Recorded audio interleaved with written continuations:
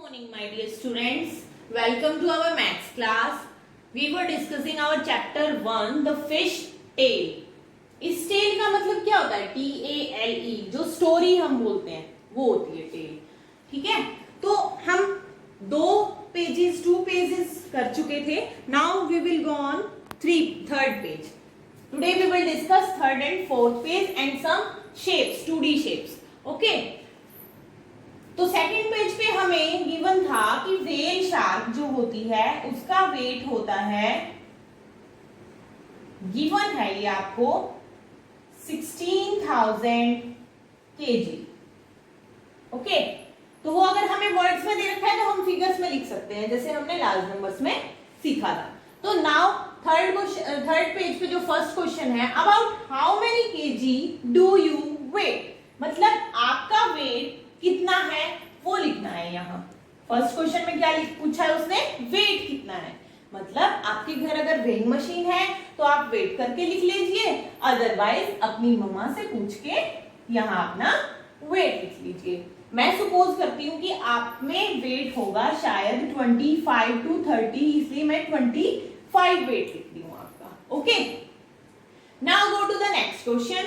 So 12 children like you put together weigh about dash kg. अगर आप जैसे 12 बच्चे और हो, मतलब आप ही क्लास के 12 बच्चे और हो जिनका वेट कैसा है आपके जैसा ही सेम है, तो उनमें 12 बच्चों में टोटल वेट कितना होगा ये बताना है इस क्वेश्चन में. तो देखो, जैसे कि हम शॉप पे जाते हैं, हम कहते हैं कि एक चॉकलेट कितने रुपए की है. शॉपकीपर हमें बताता है कि एक चॉकलेट 10 रुपीज की है. ओके, तो हम उसे कहते हैं कि हमें 5 चॉकलेट्स चाहिए, तो हमें कितने पैसे देने पड़ेंगे शॉपकीपर को? एक चॉकलेट 10 रुपीज की है, 5 चॉकलेट चाहिए, मीन्स 10 into 5. 10 को मल्टीप्लाई करेंगे 5 से, तो 10 5 50, मतलब हमें कितने रुपए देने पड़ेंगे? 50 रुपीज. तो सिमिलरली ये भी सेम है, एक बच्चे का वेट पता है हमें और कितने का निकालना है? 12 चिल्ड्रंस का निकालना है. तो वेट ऑफ वन चाइल्ड, आपका वेट कितना है? 25 kg. कितने का निकालना है? 12 चिल्ड्रंस का. 12 चिल्ड्रन कितना आएगा? 25 मल्टीप्लाई बाय 12. अब ये मल्टीप्लीकेशन तो आपको अच्छे से करनी आती है, जैसा कि हम हमारी बेसिक क्लासेस में सीख चुके हैं. पहले किसको मल्टीप्लाई करते हैं? वंस प्लेस को वंस के साथ. 5 2 10, 1 carry, 2 2 4 and 1 5. Then we will multiply with the tens place, और tens place से करते हैं तो यहाँ क्या करते हैं? Cross. 1 5 5, 1 2 2. Then we will add these 0 5 5 10. तो आप जैसे अगर 12 स्टूडेंट्स हैं तो उनका वेट कितना होगा? 300 kg. अगर आपके अंदर, अब जरूरी नहीं है कि मैंने यहाँ 25 लिखा है आप भी 25 लिखो, आप अपना वेट करो और फिर उसी वेट से मल्टीप्लाई करना है. 12 चिल्ड्रन का निकालना है तो हमारे कितने आ गया? 12 से मल्टीप्लाई करने पे 300 kg आ गया. तो इस तरह से एक चीज का अगर वेट या मनी, जैसे पैसों में अगर रुपीस कॉस्ट दे रखी है हमें, तो हम ज्यादा का निकाल सकते हैं. Then go to the next question. About how much more does the whale shark weight than 12 children like you put together. अब आप जैसे 12 बच्चों को एक साइड रख दिया और व्हेल शार्क का वजन एक साइड रख दिया. ठीक है, तो ये बताना है कि किसका वजन ज्यादा है. अब देखो 12 बच्चों का वजन कितना है? 300 kg, और एक व्हेल शार्क का वजन कितना दे रखा है? वेट कितना दे रखा है? 16,000 kg. तो ऑब्वियस सी बात है, ये 1 10 100 1000 10,000 तक जा रही है और वो 100 तक. तो ये तो सिमिलर दिख रहा है कि कौन सा ज्यादा है? व्हेल शार्क का. लेकिन हमें क्या बताना है? हाउ मच मोर, कि कितना ज्यादा है. तो कितना ज्यादा बताने के लिए क्या निकालना पड़ेगा? डिफरेंस, कि दोनों के वेट्स में कितना डिफरेंस है. तो 12 चिल्ड्रंस का वेट लिखो, कितना है 300 kg। और अगर हमें डिफरेंस निकालना होता है तो हम क्या करते हैं, अब जैसे लास्ट सेकंड पेज पे जब हमने कंपेयर किया था 18 मीटर और 1 सेंटीमीटर को, ये स्मॉलेस्ट का साइज था, स्मॉलेस्ट फिश का, ये लार्जेस्ट फिश का साइज था, और हमने ये बताया था कि कितने टाइम्स ज्यादा है, टाइम्स ज्यादा निकालना था तो हमने मल्टीपल निकाला था कि 1 का कितना मल्टीपल होगा 1800, है ना।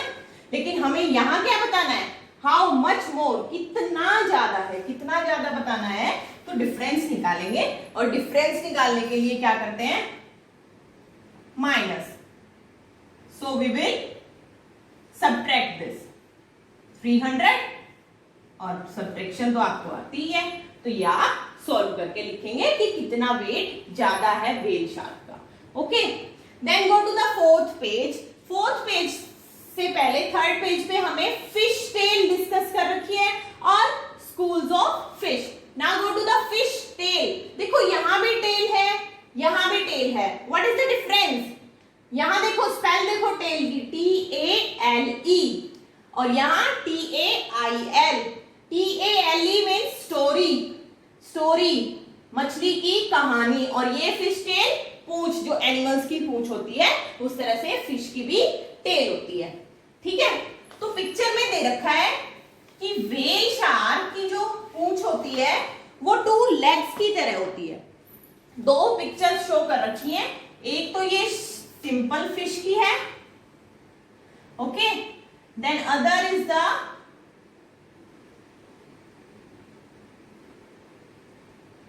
इस तरह से व्हेल फिश की दे रखी है। ठीक है, तो जो सिंपल फिश होती है उसकी जो टेल होती है वो फ्लैट होती है बिल्कुल, और जो व्हेल शार्क होती है उसकी फ्लैट नहीं होती, खड़ी रहती है बिल्कुल, और 2 लेग्स की तरह होती है। इस तरह से शेप बनी हुई होती है, देखो इस तरह से बुक में अच्छे से नजर आएगी ये शेप, और इस तरह से 2 लेग्स की तरह, 2 पैरों की तरह बनी होती है।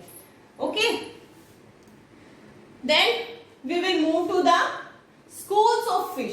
स्कूल्स ऑफ फिश, जिस तरह से हम स्कूल में रहते हैं ना, आपस में रहना पसंद करते हैं, और अगर मान लो एक सिंगल बच्चा जा रहा है तो वो हो सकता है टीचर सामने से दिख जाए तो डरने लग जाए बेवजह ही, मतलब डरने की क्या बात है इसमें। लेकिन अगर 2 और 3 चिल्ड्रंस होते हैं, साथ होता है, एक ग्रुप होता है बच्चों का स्कूल के अंदर, तो वो अपने आप को क्या महसूस करते हैं, सेफ महसूस करते हैं। इसी तरह से फिश भी स्विम करते वक्त एक ग्रुप में स्विम करती हैं और अपने आप को सेफ महसूस करती हैं, उसी को बोलते हैं स्कूल्स ऑफ फिश।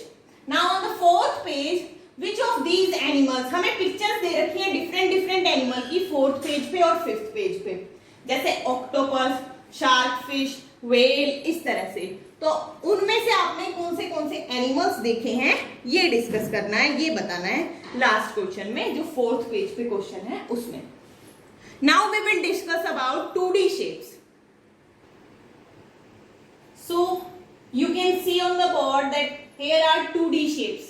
2D क्यों बोला गया है इसको, 2 dimensions means इसमें एक लेंथ दिखाई दे रही है, हमें ब्रेड दिखाई दे रही है, समथिंग इसमें ये साइड दिखाई दे रही है, ये दिखाई दे रही है ना, लेकिन कोई हाइट नजर नहीं आ रही। जैसे हम सामने से अगर किसी ऑब्जेक्ट को देखते हैं तो हमें ये चीज नजर आएगी। फॉर एग्जाम्पल अगर ये डस्टर को हम यहाँ से देखते हैं, यहाँ से देखते हैं, तो सिर्फ हमें एक रेक्टेंगल की तरह नजर आता है ना, इधर से अगर देखते हैं। ऐसे ही अगर यहाँ से लाइट ले जाते हैं और इसके ऊपर शेप बनती है, जो शेडो बनती है वो रेक्टेंगुलर शेप की बनती है, लेकिन ये शेप कौन सी है, ज्योमेट्री शेप है ना, कुछ क्यूबॉइड बोलते हैं इसको, क्यूबॉइड जो रेक्टेंगल से मिलके बनता है, तो वो 3D शेप्स होती हैं। जो हमारे ऑब्जेक्ट्स होते हैं, जितनी भी चीजें होती हैं, जैसे डस्टर है, पेन है, बैट है, हमारा स्मार्टफोन है, ये सभी जो ऑब्जेक्ट्स होते हैं ये 3D ऑब्जेक्ट्स होते हैं और तभी हमें दिखाई देते हैं। लेकिन 3D को हम इसके अंदर शो नहीं कर सकते। अगर हमें फोन भी दिखाना है तो इस तरह से ही दिखाएंगे, समथिंग रेक्टेंगल टाइप। ओके, अगर हमें डस्टर दिखाना है तो हम शो करने की ट्राई करेंगे कि क्यूबॉइडल शेप है, लेकिन इस हाइट को ऐसे टेढ़ा करके दिखाना पड़ेगा हमें, है ना, समथिंग इस तरह से। तो हम 3D शेप्स को ड्रॉ नहीं कर सकते, बस इमेजिन कर सकते हैं हाँ कि कुछ ऐसा होगा। तो 2D शेप्स में है सबसे पहले सर्कल है, ठीक है, वन साइड होती है इसकी और इसकी टू साइड्स होती है, वन साइड इसकी टू साइड। अब देखो ऐसे लाइंस लगा के कितने भी हम क्लोज्ड फिगर बना सकते हैं। ये देखो क्लोज्ड और ओपन, ये एक लाइन है, ठीक है, ये क्या एक लाइन है। अगर हम इसको दोनों तरफ से एरो लगा के शो कर देते हैं तो ये एक लाइन हो जाती है, ठीक है। इसी तरह से अगर हम इसको एक तरफ से एंड कर दिया, मतलब स्टार्टिंग पॉइंट है और यहां से एरो लगा दी कि ये कहीं तक भी चलता जा रहा है, इसको बोलते हैं रे। ये क्या है, लाइन। और अगर हम दोनों तरफ से एंड करते हैं, किसी लाइन का अगर स्टार्टिंग पॉइंट भी है और एंड पॉइंट भी है तो उसको क्या बोलते हैं, लाइन सेगमेंट, लाइन सेगमेंट, ठीक है। तो लाइन सेगमेंट्स को ज्वाइन कर करके ही हम क्या बनाते हैं, 2D फिगर्स बनाते हैं या 3D शेप्स को शो करते हैं, ठीक है। अब होती है लाइन, एक स्ट्रेट लाइन, एक कर्व लाइन। एक स्ट्रेट लाइन तो जो हमने डिस्कस की है वही, और कर्व लाइन जैसे कोई भी कर्व बना दो, ऐसे ऐसे। अब कर्व की हेल्प से क्या बनाए, सर्कल बनाए, ये सर्कल बन गया, ये कर्व लाइंस बन गई। ये अलग अलग दो फिगर्स हैं, तो क्या आप डिफाइन कर सकते हो क्लोज कौन सी है, ओपन कौन सी है। एक ये फिगर बना दी मैंने, एक ये बना दी और एक ये बना दी। जिसका स्टार्टिंग पॉइंट और एंड पॉइंट एक है उसको बोलते हैं क्लोज फिगर, और जिसका स्टार्टिंग पॉइंट और एंड पॉइंट अलग अलग है उसको बोलते हैं ओपन फिगर। तो ओपन फिगर और क्लोज फिगर दो होते हैं, ठीक है। तो ये क्लोज फिगर्स कुछ हैं जिनको हमने अलग अलग से नाम दिया है।